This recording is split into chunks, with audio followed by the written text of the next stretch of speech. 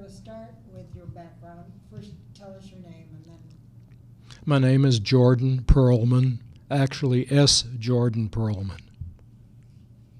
And so if you can start by telling us how long you have lived in Cleveland, where you lived, and take us through your childhood and then your relationship to University Circle. My family and I moved here in 1936, and we stayed around the corner from Judson Manor at the Park Lane Villa.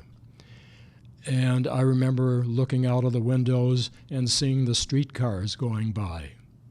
And the temple was across the street, so we joined the temple. But we would walk up to 105th Street and enjoy everything that was there.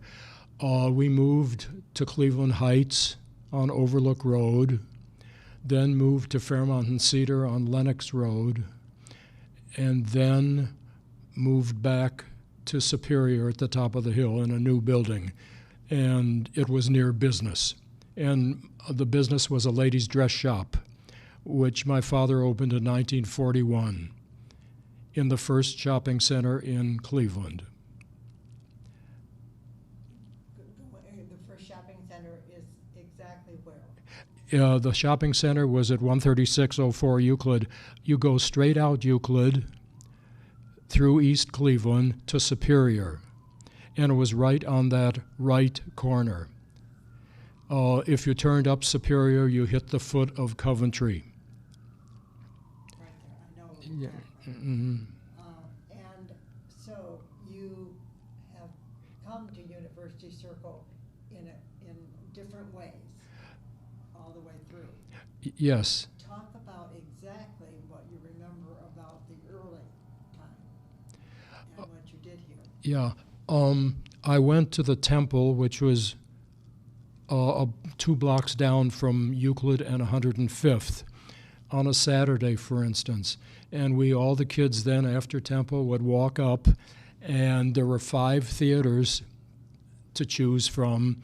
There was the Elysium, which was ice skating. Later on, there were restaurants. There was a delicatessen, and we were all very sad when the sandwiches went up to 50 cents each. The 5 theaters, can you name them? Yes. They were the Alhambra, the Park, the Circle, Keith's 105th, and University. And they were all movie theaters? They were all movie theaters. There would be double features. Occasionally, in 1 or 2, there would be a stage presentation. Right. There were various restaurants. There was Chin's Chow Mein, which had entertainment in the evening. And I remember the piano would be up on a riser, and Chi-Chi Rose Murphy, who was a very large black lady with a tiny little voice, would entertain. Shonda Burns had a restaurant.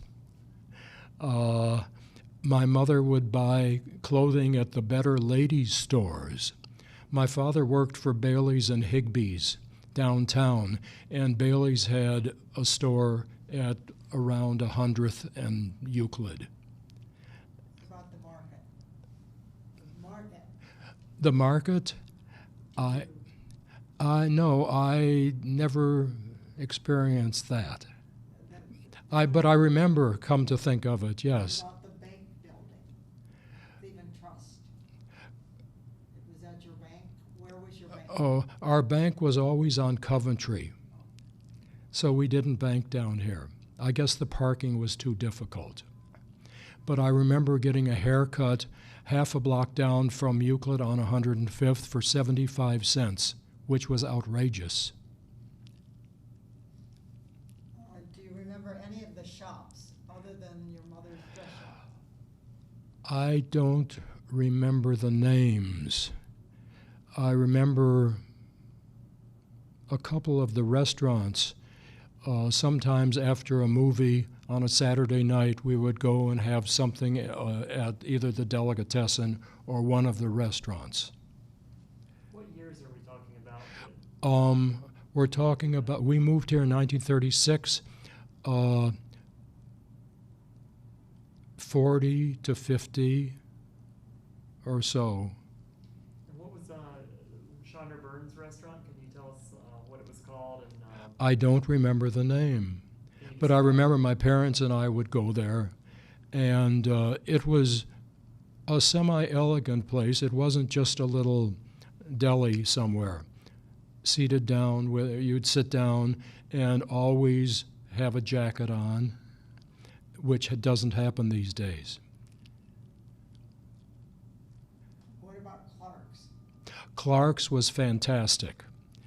There was also a Clark's where my shopping center was, and it was inexpensive. People would like to bring their children there because there was always a container and the children could get a prize. I forgot about Clark's. Okay, later, how about later and a different relationship to University Circle? I was away for some years. I was in the Army 3 years. I then went to college, and then I started working. So I wasn't that familiar with the area. But in my teenagers, and shortly after that, 105th was the place to go. So we're talking about the 40s, 50s? Mm-hmm, yes. when did it cease to be the place to go? I don't know dates, but the theaters left, and there just wasn't any reason to go there. Did the theaters leave? Is that what precipitated everything else, would you say?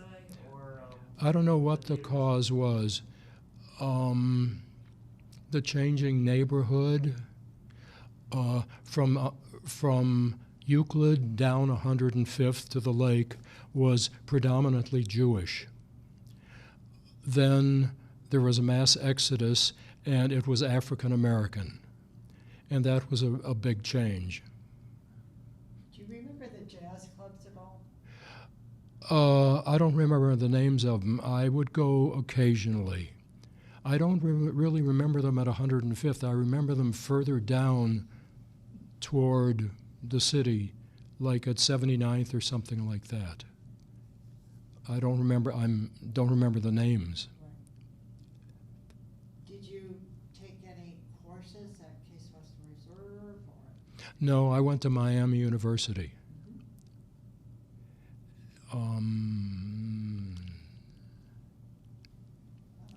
What else? What else can we say? Any relationship to any of the institutions? Not really, because all my schooling, my college was away. It wasn't in Cleveland. Right. Well, your shopping center is near Shaw, right? Yeah, the shopping center was near Shaw. I remember when I used to go, when I lived on Overlook Road and would go to Heights High School, I'd go to the corner and get a streetcar and go down to the top of Cedar Hill and transfer and take another streetcar up to Heights High School. And that was in 1943 and before. How did you decide to come to Judson? I had heard about it, and I was so anxious to get away from where I had lived for 35 years that I came here and got the information and then thought of a couple other places that I might find out about. But I was so impressed with Judson that I decided this is it. And I'm so glad. It's the proximity to where I work. I could walk, but I don't, because it's 4 or 5 blocks to the clinic. And I met with the architects, and got exactly what I wanted, and I'm very happy. Tell them that. All right, where do you face? I've Look at, what is your my facing is completely different from where I lived on the 20th floor in the apartment on Superior, which looked out toward the lake. It was northwest. This on the 4th floor looks up. You can see Martin Luther King. You can see up 107th and past 105th. You can look out. We go up to the rooftop. It's a fantastic view. Whether it's the 4th of July or anything, I can see the clinic. You can see sunsets. The different residents plant from tomatoes to flowers up there. And in the summer, it's gorgeous. It's really nice. So it really is a rooftop garden. Yeah. Oh, yeah. Oh, yes. They have boxes, you know. It is gorgeous. Yes. The boxes are a couple yards long and a foot or so wide, filled with dirt, and most of it is flowers.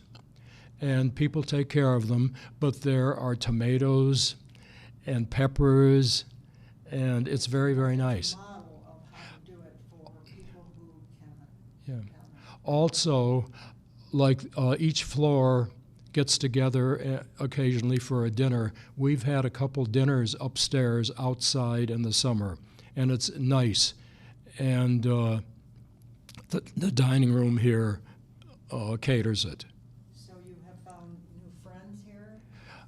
Yes, not as many as some, because I have my life outside. I have my friends, I have activities. I can't partake in in most of the activities here. I work from 11 to 4, and a lot of the activities are during those hours. And you volunteer in what way at the clinic? I'm at the main entrance, and I can answer any question that's asked. And if I don't know the answer, I can find it. As to where HB6 is, or where this building is, or how do I get there. It's a beautiful place to work. Oh, yes. I wear a blazer that they furnish. I differ from the redcoats who are paid. I'm just a volunteer. But as a matter of fact, I'm the volunteer with most hours because I work 5 days a week. Most volunteers work 4 hours a week, so I work 20. And it just fills my time. Wonderful, wonderful. I love that space that you're in, and It's gorgeous. It's stark. I'll probably see you when I go visit the exhibit when it opens. Oh, good. I'll look forward to it. Because, I donated a stone sculpture 3 years ago that they finally put up. It's fantastic in the surgical building. And I'm very proud of that. right, you have some wonderful artwork. Mm-hmm. Yes.